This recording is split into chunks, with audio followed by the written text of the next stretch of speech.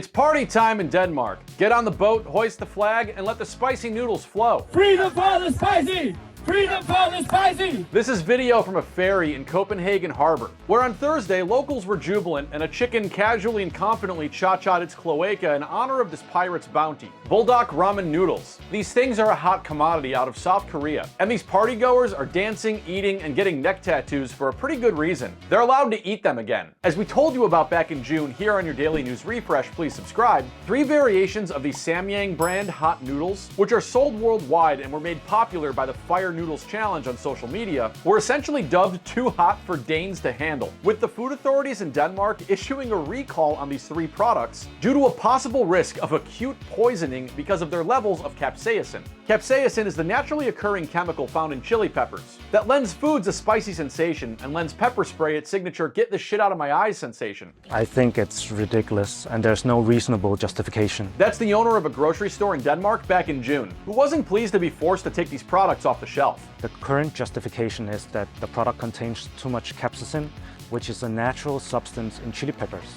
In other words, the product is being recalled because it's spicy. And I've received a report from the Danish Food Administration, and in the report it says that this product is just as spicy as fresh jalapenos and Tabasco. If ramen is being recalled, then why is Tabasco and fresh jalapenos not being recalled? And there are products that are being sold right now that are even more spicy, like chili powder. So it's an unreasonable justification.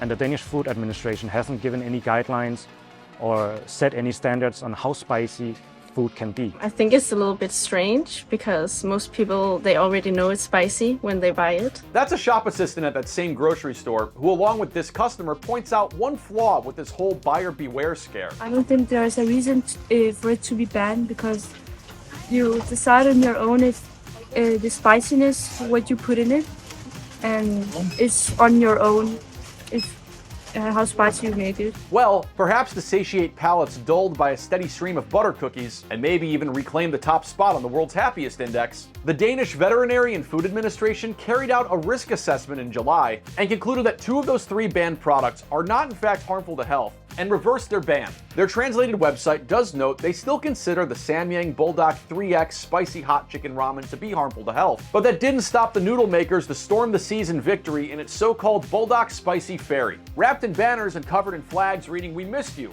in honor of Vikings who can handle the spice. A free buffet welcomed influencers and people who want to raffle to enjoy flavor-paired beverages and partake in some dangerous noodle play. This Danish Food and Drug Administration still recommends that you be careful when eating very strong chili products. And the noodle company says they're grateful for the collaboration and guidance they got from these authorities. And hey, if you're jealous that Denmark gets to enjoy all the fun chicken-flavored action, well, a bunch of protesters in Des Moines did just take to the streets at the end of July, carrying chickens and pushing birds around in strollers over proposed limits on raising these things in backyard coops. A city council proposal sought to cut back the number of birds allowed to be raised in residential neighborhoods from 30 to 12 per yard, and put forth a ban on roosters altogether for disturbing people's peace and quiet. But despite crying foul, earlier this month the city manager recommended a revised ordinance that still allows for these creatures to be raised, but with greater enforcement of nuisance rules. So yeah, if you live out in Iowa, you might need a new alarm clock. And if you need more content, great news. We put out new weird and interesting news videos like these each and every day here at the News Refresh. My name is Greg Ott. Like this video and subscribe to tell the algorithm you want more stuff like this in your feed,